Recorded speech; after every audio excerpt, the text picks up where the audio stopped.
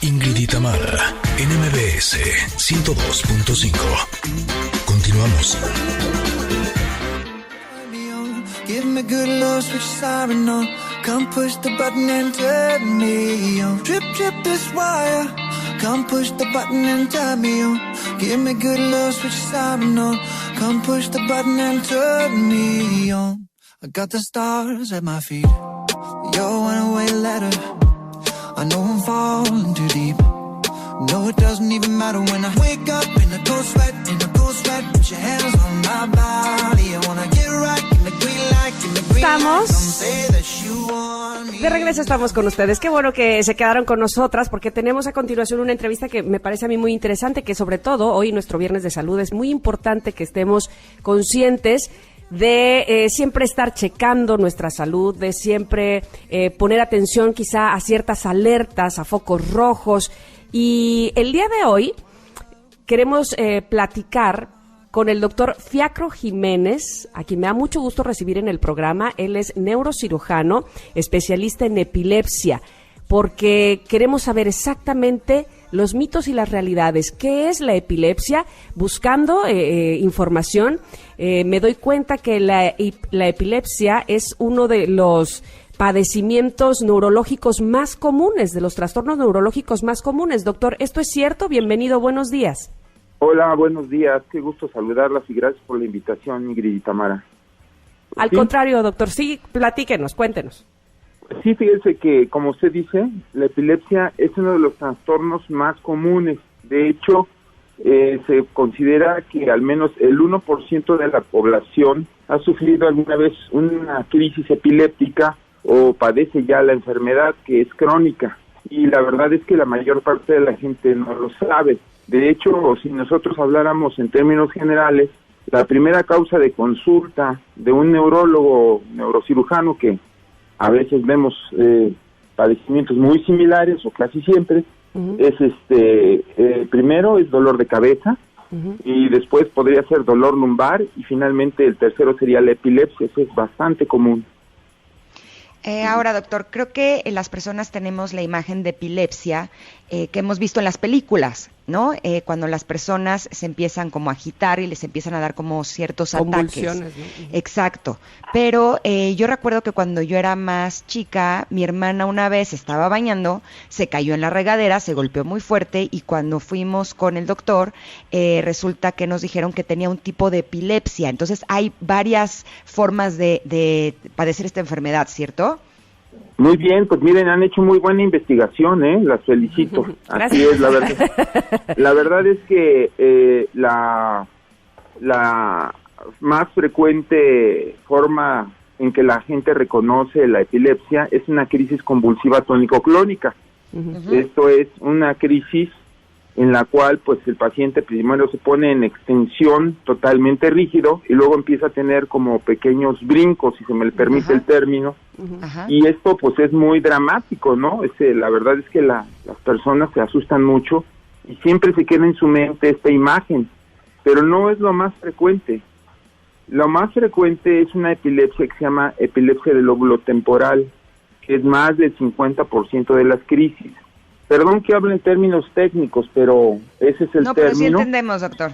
Y esta epilepsia del lóbulo temporal se caracteriza muchas veces primero por una molestia en la boca del estómago, como un miedo, una angustia, una sensación que el paciente a veces no puede describir, algo que asciende en la mitad del esternón, y luego el paciente sufre súbitamente un arresto conductual, o sea, pierde la conciencia sin caerse, sin cerrar los ojos, y empieza a petear como si estuviera masticando algo, y luego puede llegar a tener automatismos como un robot, lo cual lo hace muy peligroso porque actúa sin estar consciente y puede ponerse en condiciones de peligro.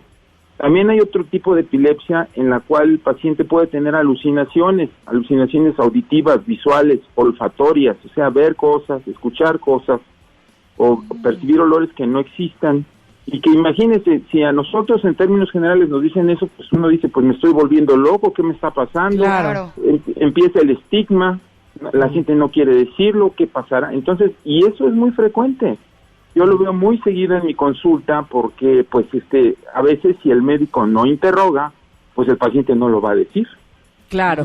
¿Quiénes somos susceptibles a tener epilepsia, doctor? ¿Cómo podemos saber si somos candidatos? Sí, bueno, mire, la epilepsia es una enfermedad multifactorial, como muchas cosas en medicina. ¿A qué me refiero? Tiene varias causas. La primera causa es una predisposición genética. Existen genes que predisponen a la epilepsia, pero pues son enfermedades realmente raras, no es común, por fortuna. Sin embargo, sí hay cierta predisposición. Por ejemplo, si yo tuve familiares con epilepsia, tengo mayor riesgo de poder desarrollar epilepsia en la vida si es que se presentan algunos otros factores.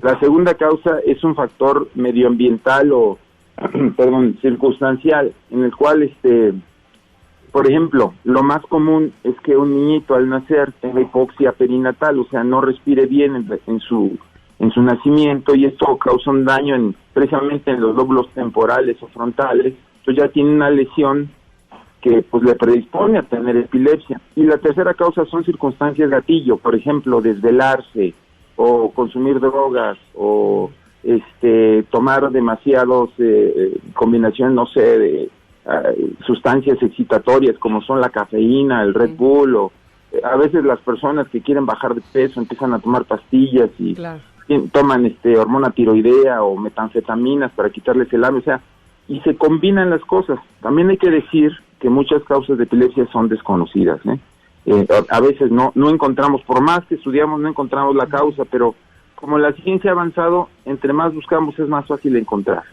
Claro. Sí, no sé si doctor, expliqué o fue demasiado sí. o no, perfecto. No, perfecto. Ahora díganos una cosa, a la inversa, padecer de epilepsia te puede provocar otro tipo de enfermedades o a lo mejor tener mayor tendencia para adicciones. No, adicciones no. Una epilepsia mal controlada, en primera, pues es un riesgo, porque cada vez que hay una crisis hay pérdida de neuronas, o sea, se va deteriorando paulatinamente el cerebro. Obviamente tampoco tenemos que espantarnos de que, estoy demenciándome, pero desafortunadamente en México, en muchos lugares del mundo, los pacientes no se atienden a tiempo y sí llegan a tener un cierto grado de deterioro en su pensamiento, cognitivo le llamamos nosotros.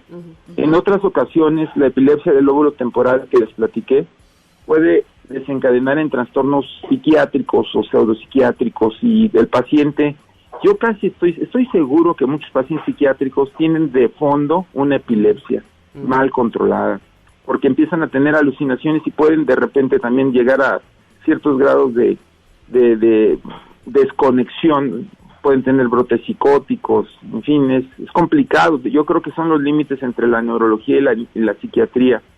También el probable sufrimiento de un accidente. Imagínense en una de estas crisis, no sé, yo he tenido pacientes que se queman porque les dio la crisis cocinando o pasan la calle en un alto, ¿sí me explico? O sea, es peligroso. Sí. Claro, entonces, totalmente. Y además, finalmente, dos cosas más que quiero decirles es que los pacientes con crisis, como además no saben cuándo van a haber las crisis, es una incertidumbre, pues empiezan a tener una depresión, una ansiedad. La familia tiene que estarlos cuidando, entonces se vuelve un fenómeno del burnout, o sea, el familiar ya al final está cansado de cuidarlos, se vuelven su enfermero, o sea, es complicado, es una enfermedad que deteriora mucho, no solamente al familiar, sino también al paciente, sino a la familia. Así es. Oiga, doctor, y ya que hablamos de que es importantísimo, fundamental, un buen tratamiento, ¿cómo lleva un tratamiento una persona con epilepsia? Una vez que le han diagnosticado que tiene epilepsia, ¿cuál es el tratamiento? Esa es la buena noticia. Quiero decir que existe una muy buena cantidad de medicamentos antiepilépticos, y entre más pronto se diagnostique y se trate, es mejor el pronóstico que pueda tener el paciente. ¿A qué me refiero? El 60% de las epilepsias, si no se curan, por lo menos se controlan de por vida, pero tienen que ser diagnosticadas y atendidas con el medicamento adecuado. No todos los medicamentos antiepilépticos son para el mismo tipo de epilepsia. También existe un 30-40% que se llama epilepsia de difícil control. En este grupo de pacientes tenemos que hacer un estudio minucioso y combinación de fármacos, o incluso se puede llegar a la cirugía. Esto también dicen, oye, pues es que eso es muy dramático, operar a alguien del cerebro para quitarle epilepsia, pues fíjese que a veces es lo mejor. La epilepsia del lóbulo temporal que les describí anteriormente tiene un porcentaje o probabilidad de curación, me refiero a quitar las crisis, entre el 80 y 90% con una cirugía a tiempo, una resección del foco epiléptico.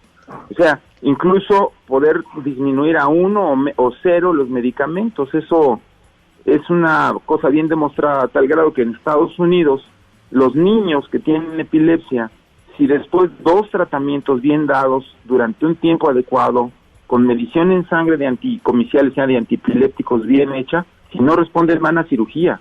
Y está bien establecido. Un niño entre más pronto se atienda, mejor le va a ir en la vida, porque además tiene plasticidad cerebral, su cerebrito rápidamente se recupera, en cambio las crisis no lo dejan. Claro.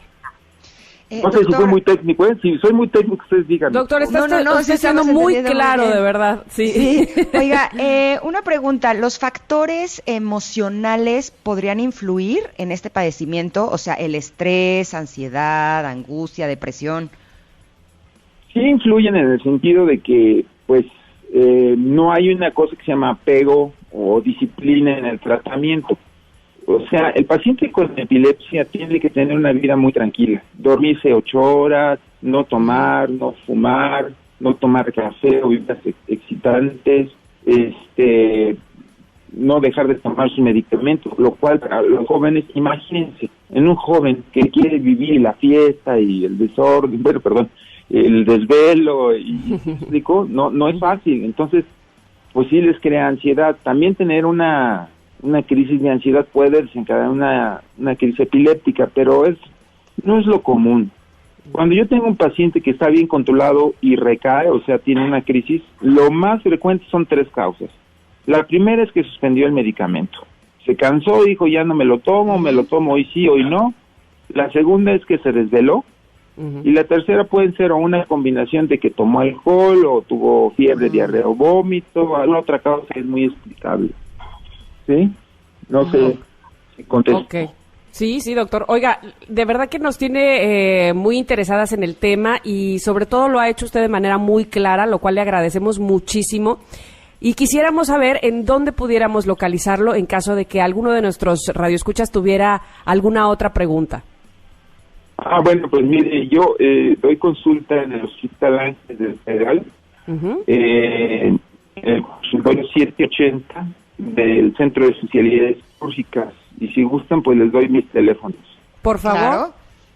Es 55 51 35 36 45, que es el teléfono del consultorio, y el celular del servidor es 55 5402 3108.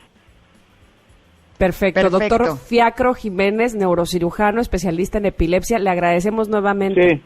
No, pues les agradezco a ustedes. La verdad es que estos programas sirven mucho porque como tienen un gran rating, pues entre más se difunda esto, las personas por lo menos dicen, oye, pues a lo mejor tengo esto, o me atiendo, ¿no? O por lo menos dicen, hay opciones, hay muchos tratamientos, la verdad que a veces hasta los médicos desconocen. Exacto. Gracias, doctor, por haber estado con nosotras este día. Para servirles, un gusto y gracias nuevamente. Igualmente, buen fin de semana. Nosotros nos vamos a ir a un corte porque regresamos con nuestro queridísimo Cocodrilo para hablar de los 200 años del fin de la Inquisición en México. Me encanta porque nos ilustra. A mí que me costó tanto trabajo en la escuela, con él ya me siento toda una conocedora. Vamos y volvemos, somos Ingrid y Tamara y estamos aquí en el 102.5.